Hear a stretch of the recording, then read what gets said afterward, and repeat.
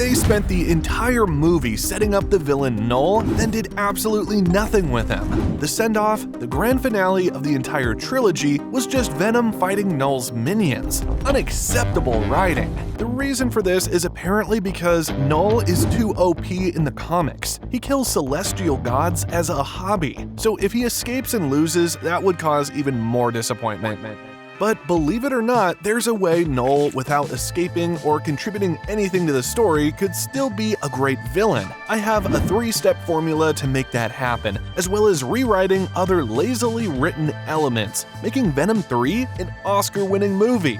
Step 1. People need to fear him. People need to be sitting at the edge of their seats, biting their nails, sweating buckets hoping he doesn't escape, showing him sitting on a throne with his long hair covering his face like he's the lead singer of an emo boy band about to break into a musical number isn't going to cut it. If he's really that powerful, literally just show it. Show him fighting a celestial god, like the one in Eternals everyone believed to be the most powerful thing in the MCU. He has an epic battle with that celestial as he cuts its head off casually like it's his average Tuesday afternoon. And show a scene where he single-handedly fights thousands of those demon dogs we see in the movie to enslave their entire population. "You all are now my pets," Null says calmly as he lands on the demon dog's planet. They don't look willing to accept that, so an avalanche of thousands of dogs charge at him. Null stands still looking like a disappointed father as the dogs savagely bite him, but he doesn't move. He's unfazed, without a single scratch on his body. Null rises to the sky, slams his sword down at the dogs, creating a giant explosion of darkness, murdering hundreds of them within a few seconds. The rest know they're outpowered and bow down to their new master. Sit. Good boys. This would be a really great contrast to when we see Venom and our main heroes fight the devil dogs as they struggle to beat even one.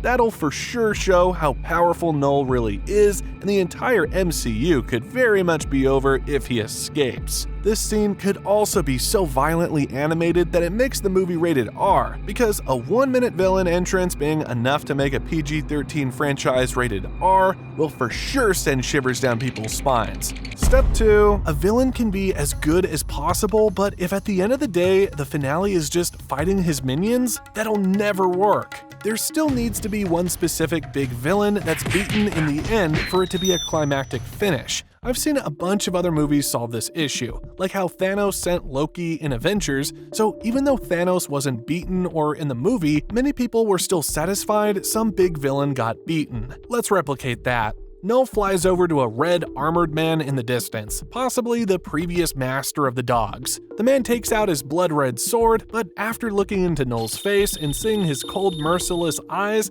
fear pierces his heart as he hopelessly puts his sword back, knowing he could never defeat Null. The red armored man puts his head down and closes his eyes, awaiting his fate. Null lifts it up.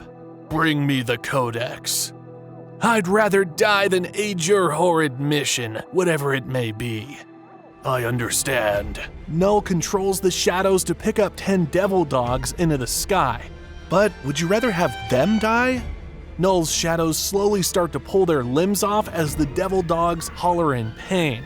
The man in red agrees to get the Codex to free Null. Or he still refuses, and Null plunges his hands into the man's heart and begins to mind control him and make him go into the real world to indirectly fight Venom for the Codex, so his masterful fighting skills can be displayed, further showing how deadly he is, like Kai controlling the Masters in Kung Fu Panda 3. Either way, our objective of having one singular villain to defeat is accomplished. Step 3, his motive is very AI generated and unoriginal. Like a villain getting betrayed by his monsters and locked in a shadow prison, which he needs to escape with some key, is probably the first response I'll get if I ask ChatGPT to write me a villain origin story in a Marvel style. It's not unique, it's not emotionally connectable, and it doesn't show the mindset or characteristics of the villain. It's the biggest piece of dog. What should be his story instead, you might ask? Well, the answer is actually nothing. It's blank. That's right, nothing. All we ever hear him say that gives us insight into his story is that he needs to escape with the key. Doesn't mention why, doesn't mention what he'll do, doesn't mention who he is, doesn't even explain what he's stuck inside or why he's stuck inside of it. And that, my friends, is more terrifying than anything he could say. Combined with his unfathomable strength displayed previously is a killer combination. It's a writing tactic called fear of the unknown, where the idea is when the audience knows to fear something but doesn't know the specifics about the thing they are made to fear, their imagination runs wild with possibilities. That causes more fear than anything that can be shown on screen. Horror movies are built from this one principle. Notice how the majority of the fear you feel while watching them is while anticipating the monster rather than seeing the monster on screen.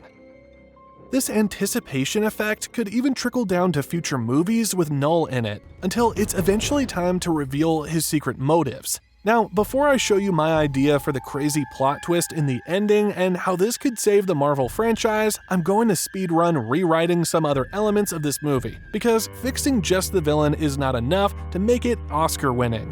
What makes or breaks a movie is the main character's objective and how much the audience can connect with and root for it to be accomplished, because when he gets closer to it, you'll feel excited. And when he faces obstacles, you're at the edge of your seat. That's the stuff that makes movies fun. In Venom 3, while the world was in danger from supernatural demons and evil scientists wanted Eddie and Venom dead, the main character's objective was to deal with his legal problems in New York? How can you possibly expect people to root for that? It should be something actually related to the plot, like while the Red Armored Man is trying to get the Codex for Null, and the scientists are trying to destroy it so that doesn't happen, even if that means killing our main characters, they have to find a wizardy guy who is said to be able to remove the Codex without killing Eddie and Venom. But of course, the scientists don't believe it and are not willing to take the risk. This way, the main objective is actually connected to the rest of the plot. Speaking of connecting to the rest of the plot, the backstories here did not. The blonde-haired scientist's brother getting struck by lightning has no relevance to the story. It could have been something like a symbiote or something extraterrestrial who killed him. Hey, you ever wonder if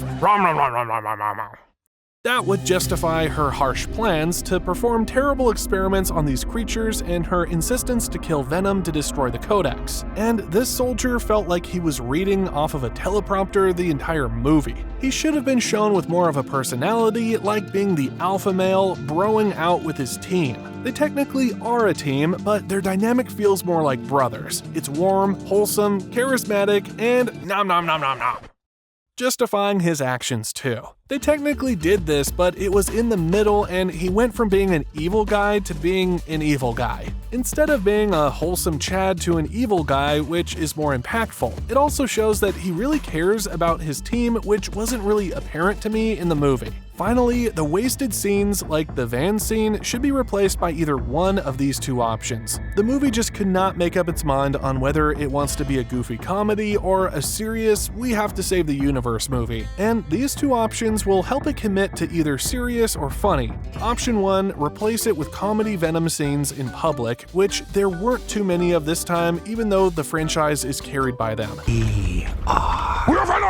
Because the secondhand embarrassment plays a key role in those jokes. As proof of this, everyone's favorite comedy scene in the movie is the casino scene, and that's one of the only public comedy scenes. So more similar scenes instead of too much private banter would be better. Or option 2, the serious one. The wasted scenes can be replaced with fights with the main antagonist, the Red Armored Man. It would be pretty cool to watch as Venom struggles to defeat this guy and barely escapes with his life, especially now that the stakes are high as we built up Null earlier, who will look even more deadly because while Venom struggles to defeat and almost dies to the Red Armored Man multiple times, the audience will remember the fear in the Red Armored Man's eyes while looking at Null, and that the Red Armored Man couldn't even bring himself to strike Null even once. How deadly Null must be. Thankfully, he's not going to escape. Right? Well, about that plot twist. In the end, when the main characters reach the wizard, it turns out that the wizard is a fraud and doesn't have the power to destroy the Codex without killing Venom.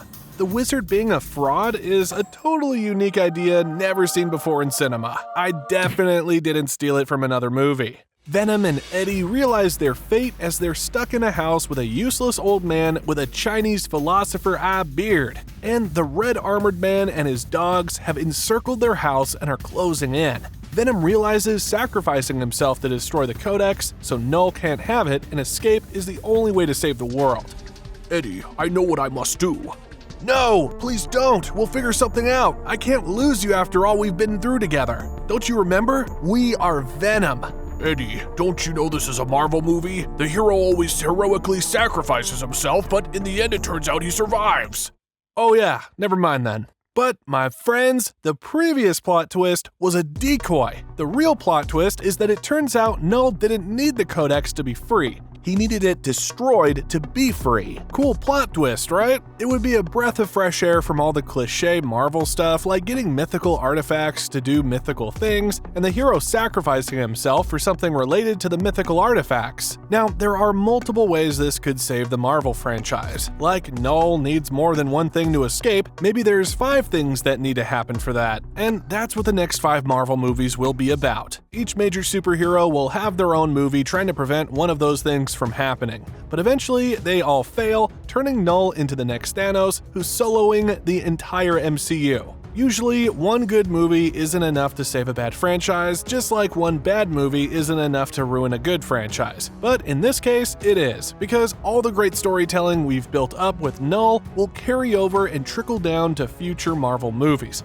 People will still feel really tense while watching them because they know how deadly Null is and what happens if he escapes. His power could also be further demonstrated and amplified through future movies. And finally, little bits and pieces of Null's lore can be spread out over the course of the next 5 movies instead of it being fully revealed at the end of one, so people just have to keep watching to scratch that itch. Hopefully, it's something better than what's already there. And when Null finally escapes and has his own version of Endgame, the classic rule of cinema says that it must be more grand than the previous Endgame. Thankfully, now the multiverse door has opened. Also, the fact that because Null doesn't exist in any universe, but rather is imprisoned in the fabric between universes, means that there is only one Null in the entire multiverse, adding to the ominousness, and setting up a finale where all the main superheroes we know have to gather an army of other superheroes from all across the multiverse to team up and find a way to defeat this godlike villain. Or god stronger than villain, because he kills gods for fun, remember? If this video gets 1,000 likes, I'll rewrite Null's lore to be more ominous and dark. If you want to see the script for that early and make suggestions to win a shoutout, click here. Until then, go watch another rewrite.